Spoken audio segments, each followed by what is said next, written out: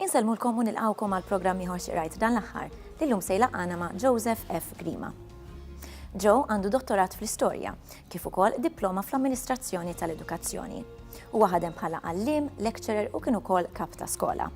Fl-2006 huwa rtira mid-Dipartiment tal-Edukazzjoni fil-grad ta' assistent direttur. Joe ippubblika diversi kotba ta' natura storika, kif ukoll artikli varji f'rivisti bħal Melita Istorika li tagħha kien ukoll l-editur għal 5 snin. Sal-2011 u għal 32 sena huwa kien is-segretarju onorarju tas-Soċjetà Storika ta' Malta. L-aħħar ktieb tiegħu ġie ppubblikat f'Novembru li għadda bl-isem ta' The Fleet of the Knights of Malta, its organization in the 18th century. Allura Joe, xi rajt dan l-aħħar? Għared diversi kodba. Jina ħafna drabi nkun qed naqra stet kodba, wieħed żgħar fil-karozza, wieħed fil-television room u ieħor fil-kamra tas-sodda. Però għażilt hawnhekk ktieb li spiċċajtu xi 15 ġimgħa ilu li laqatni ħafna li jismu The Fatal Shore: A History of the Transportation of Convicts to Australia 1787-1868, miktub minn Robert Hughes. Dana maħruġ mill-Folio Society li jena jixtru diversi kodba minn għandhom u laqatni ħafna il għaliex l-Awstralja għandna diversi Maltin illi mhux emigraw hemm biss, imma għandek second, third u fourth generation Maltese illi jgħixu hemmhekk. Fuqhom dan nkiteb diġà, pereżempju, għandek il-ktib ta' Charles Price. Mbagħad għandek ukoll Fader Attard, Fader Lawrence Attard li kiteb diversi fuq l-immigrazzjoni. Però hawnhekk dan ma tidħlux il-Maltin fiha dina, għaliex l-Awstralja aħna nafu li l-bidu tas-settlement ġol Awstralja sar permezz tal-ħabsin. Dana fl-1787 il-Gvern Ingliż rrid jipprova jeħles kemm jista' jkun minn numru ta' ħafna nies li kienu jkunu il-ħabs jew inkella din mhux necessarjament ġo ħabs biss imma kif dak li jgħidulhom hulks, jiġifieri vapuri din ankrati hemm, eċetera, eċetera.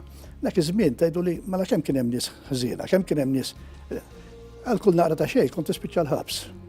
Kienu kun hemm nies kienu jispiċċaw anke wkoll kondannati għal mewt fuq affarijiet li llum il-ġurnata biss noħolmu illi ħajjispiċċa il-ħabs għalihom. Allura kien ikollok ħafna convicts, il-ħajja kienet jibsa ħafna, allura kellek ħafna minn dawn in-nies. Issa, li jiġrija, li ġerajja li tant kien hemm li dawn iridu jaraw se jagħmlu b'daw il-ħafna convicts, daw il-ħafna ħabsin illi kien hemm. U peress li l-Awstralja kienet għadha mhix settled, all right, kellek dina l-idea illi jibdew jibbatu dawna il-convicts dawna il-ħabsin jew l-Awstralja. Naturalment, magħhom mhux lilhom biss, imma wkoll bdew jibbatu anke wkoll nies biex ikunu jissettiljaw hemmhekk. Imma prinċipalment ridu jeħilsu mill-convicts mill-Ingilterra, naturalment dawn mbagħad kienu jieħduhom hemmhekk.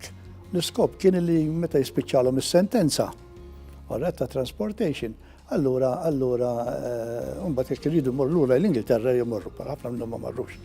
Issa dan ma ninsewx li din ħadet post anke l-fatt illi ftit qabel l-Amerika kienet ingħaqdet u ħadet l-indipendenza tagħha. Għaliex fl-modi qabel ma kinux jibgħatu lejn l-Awstralja convicts, imma transportation kienet issir lejn il-plantations Amerikani. Imma meta l-Amerika mbagħad għamlet il-Declaration of Independence, ġidet il-War of Independence, etc. Jdu jisibu biex ngħidlek post ieħor fejn imorru. Wara dan sabuhom komda ħafna li jibgħatuhom l-Awstralja. Dak iż-żmien fl-87 il-vjaġġ ma kienx ta' xi ġurnata. L-ewwel wieħed telaq f'Mejju tal-87 u waslu fl-aħħar ta' Jannar tal-88, jiġifieri ara għandek ma nafx 6500 mil mhux kilometri, jiġifieri l-vapuri kienu dak li kienu, it-transportation, ovvjament batu ħafna, xi wħud minnhom kienu jmutu on the way, eċetera. Issa, dawn n-nies kienu jkunu hemmhekk mbagħad. Xi wħud minnhom kienu jqabduhom jaħdmu anke ma' min kellu plantations. Għax kienu jagħtu ħafna artijiet lis-sinjuri biex ngħidulhom hekk aħna u dana kienu jkollhom dan il-government people biex jaħdmu magħhom. Oħrajn illi kienu ta' natura ħażina x'inti ħassib minn kollox, kienu aktar x'jagħmlu xi crimes oħra hemmhekk u dak kien jispiċċaw xi postijiet ġol-Awstralja stess fejn kienu ibatu ħafna iktar. Imma kien ikollok minn kollox. Ħajkolli waqfek hemm, jiddispjaċini Joe, għax għaddilna l-ħin, grazzi ħafna tal-li kont magħna, nirringrazzjaw lilkom tal-li segwejtuna, narawkom il-ġimgħa d-dieħla fl-istess ħin u sadattant aqraw nqar nitfa' kuljum.